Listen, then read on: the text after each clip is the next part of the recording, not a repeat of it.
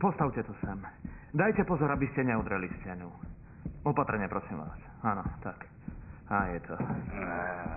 Výborne. Takže vám ďakujem. Nie za čo. Toto je pre vás. Ďakujem. Sláva. Ahoj, Brunito. Vítaj, Irina. Ako sa máš? Ty sa pochváľ. Mám sa dobre, najmä keď som počula o novotách, ktoré sa chystáš zaviesť v tomto dome. Hovorila si s Rosáriou? Všetko mi povedala. A čo ty na to? Že je to totálne bláznivý nápad. Viem. Ale trošku bláznovstva nemôže byť na škodu. Už sa neviem dočkať.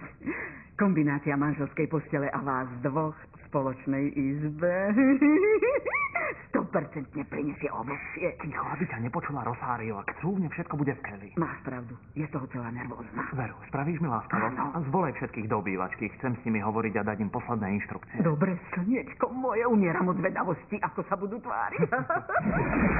Takže, zavolal som vás, aby som vás informoval o istých zmenách v tomto dome. Od zajtrajšieho dňa budeme hostiť talianskeho podnikateľa s dcérou. Obaja sa u nás ubytujú a pobudnú tu niekoľko dní.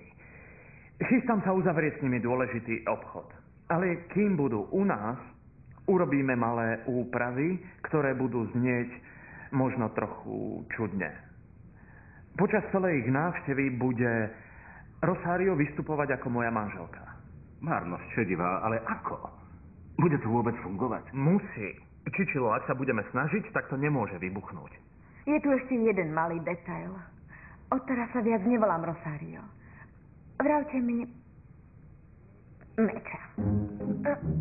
Čože, prečo Meča? Pozri, Lautaro, to by bolo na dlhé vysvetľovanie. Ber to tak, ako to je. Žiadam vás, aby ste boli mimoriadne, skutočne mimoriadne pozorní, aby nikto z vás neurobil prešľap. Je to jasné? Samozrejme, áno. Pravda, že jasné. Chcem sa vám všetkým vopred poďakovať za úsilie, ktoré vynaložíte. No, neskúsiť. Začne Dolores. Ktoré z vašich problémov považujete za najzávažnejšie? Podľa mňa sú to spomienky na zlé skúsenosti.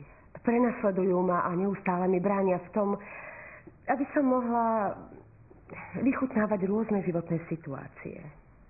A ako sa prejavuje vplyv zlých spomienok? Nevraživosťou. Som nevraživá k svojmu okoliu a nezabúdam na krivdy, ktoré mi spôsobili iní. Ona nedokáže zabudnúť a ja si nedokážem spomenúť, aká krivda sa mi stala. Poviete nám, na akú krivdu neviete zabudnúť? Áno. Nedokážem zabudnúť na to, že kríza môjho manželstva s týmto pánom prepukla vtedy, keď som odmietla obmedziť výdavky. Pretože tu prítomný pán je lakomec.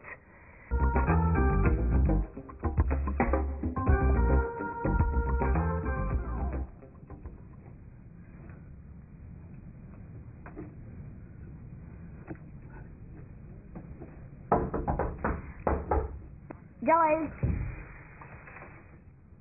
Čo robíš, bádateľ? Snažím sa zatriediť exempláre hmyzu. Dobre stráž tie potvory, aby mi niektorá z nich nevliezla do postele. Nie, nemusíš sa báť. Sú zatvorené. Naozaj? Áno, presvedčí sa. Mal si sa tam dobre? Áno, dobre. A ty si sa ako mala? Dobre, vlastne celkom to ušlo. Bolo tu strašne veľa zmetkov. Bola si na tej kontrole? Nie, nestihla som.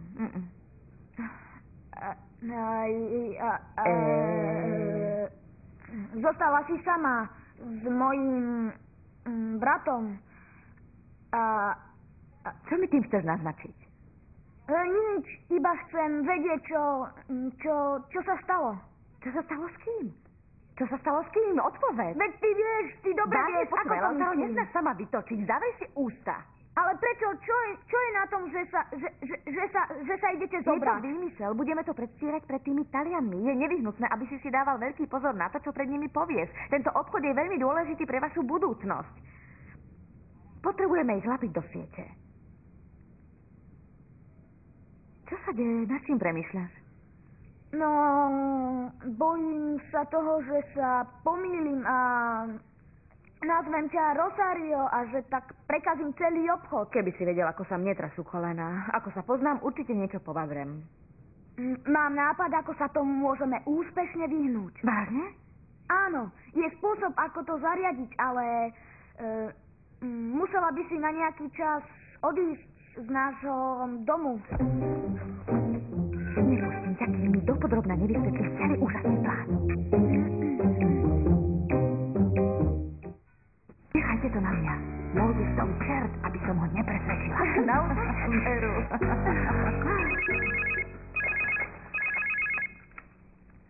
Haló. Haló, Bruno? Áno, čo sa deje? Prepáč, že ti volám, ale musím ti povedať niečo naliehavé. Počuj, ak je to zlá správa, tak mi ju radšej ani nehovor. Práve naopak, mám riešenie. Aké riešenie? V skutočnosti naň prišiel Lautaro. Ten chlapec je hotový génius. Celý vtip je v tom, že keď prídu tí Taliani, nebudem doma. Vážne? A čo im poviem? Že si neočakávane zomrela?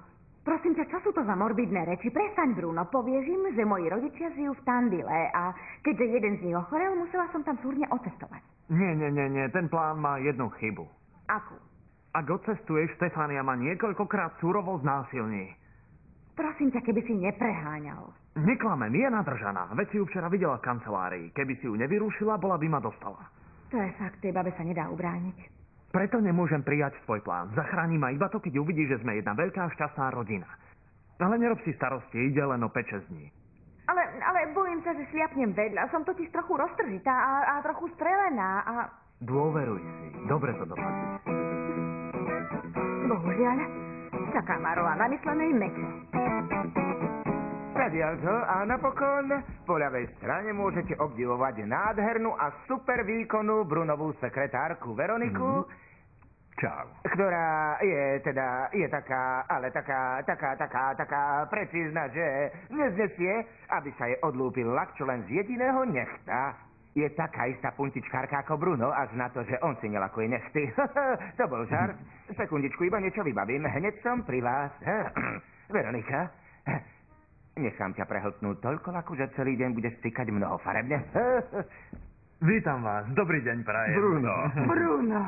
Brunito, ako sa máš, môj drahý Brunito? Bruno! Hej, to je ale milé prekvapenie. Čo tu robíš, Rosarito?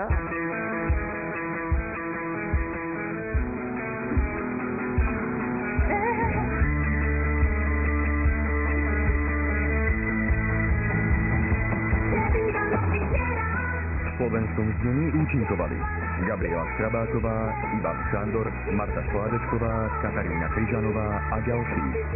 Slovenské znenie pre slovenskú televíziu vyrobilo štúdio Credit.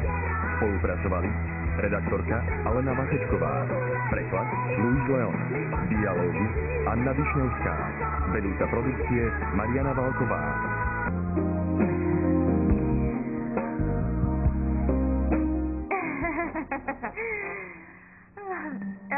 Pablito, koľkokrát som ťa upozorňovala, a to dôrazne, aby si ma nevolal Rosario. Povedz koľkokrát. Prepáč mi to, drahá. Ako ti mám hovoriť? Meča.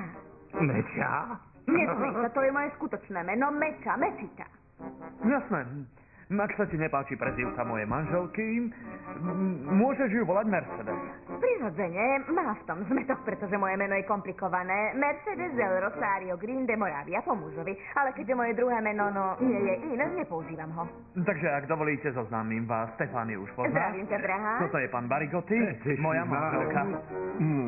Konečne spoznávam ženu, ktorej sa podarilo ukradnúť Bruna. Neukradla som ho, našla som ho vyhodeného v kontajneri. To bol pokus zo žart. V našom dome je už všetko pripravené na vašu návštevu. Radi privítame ľudí z vyššej spoločnosti. Ďakujeme. Hneď zajtra sa k vám presťahujeme. Dúfam, Brunito, že nebudeme na obciach. Ale kdeže by na obciach ste vítaní. No, pravda, že prezreli ste si už celý podnik? Skoro celý. Dosiaľ sme nevideli prevádzku, v ktorej sa vyrábajú ekonomické balenia. Aha, áno. Počuj, Meča, možno by bolo vhodné, keby si našim priateľom ukázala tú prevádzku. A to je skvelý nápad. Moje srdiečko tričko od Versaceho, ale bohužiaľ musím ísť s Pablitom, prebrať interné uzavierky, ktoré nám včera nevyšli. Choďte bezo Isté, mňa. ak nemáte nič proti tomu, odprávam V poriadku, Majte sa dovidenia. Zatiaľ to dobro. Prajem vám Stefania. príjemný deň. Choďte, nezdržiavajte sa. Dobre, láska? Chceš na hubu? Ako to, že mi hovoríš Rosario? Mi to vyviedla. Kedy ste sa vzali? Kedy? Poď vysvetlím to. Dobre, Skoro si všetko pokazil. to je na zbláznenie. Tak nakoniec sa ukázalo, že si meča. Meča. Áno, od dneška som meča. Ako chceš, teší ma, čičili. Netreb hlúposti a radšej ma počúvaj. Tá tučná Talienka, ako sa volá? Stefania. Áno, už viem, Stefania. Má záľub na chudáka Brunita. A v záujme zachovania obchodu v Prťošovi nenapadlo nič lepšie, ako povedať, že som jeho žena. Hoci viem, že to oľutujem, stanem sa súčasťou tohto divadla. Budem hrať jeho ženu, až kým Taliani neodídu. Rozumiem. A skutočná meča? Určite nevie o ničom. Predstav si, ako by trpela. Ako svätá Magdaléna. No jasné, ako inak, veď ona jediná má patent na ozajstné utrpenie. Prestaň, neľutuj, nechceš s tým prestať. Nie, nechcem s tým prestať, práve naopak. Teraz iba začínam. Vieš, ako trpím, odkedy som sa dozvedel, že medzi tebou a Brunom je vzájomná sympatia. Trpím ako Magdaléno. Keby si netrepal 2 na 3, sú to samé sprostosti. Ak neposlúchneš, všetko skrachuje. Rozumiem, veľmi dobre ti rozumiem. Som tu iba na to, aby ma fackovali. A keď sa zamilujem, aby ma odkopli ako prašivého psa. Už dávno som pochopil, že som vám všetkým iba na posmech. Skončíš tou usňukanou sebalútosťou a začni ma poslúchať. Lebo ak ma neposlúchneš, stane sa ti niečo oveľa horšie. Zostaneš bez práce. Je to jasné, kamoško? Áno. Je mi jasné, že ťa ľúbim. No, odchádzam. V každom počasí. Mám pre vás prekvapenie. No, deti, je naozaj veľmi príjemné. Pani Karina prišla za mnou. Mi čo najskôr zavolala? Samozrejme, keď sa ozve, odovzdáme jej váš odkaz. Dovidenia. Prepačte, mám ešte jednu otázku. Nemáte náhodou telefónne číslo Kamily Iskuovej, jej spolužiačky? Nie, a aj tak nemáme povolené dávať telefónne čísla priateľov rodiny. Dobre, to nevadí. Ďakujem. To viem.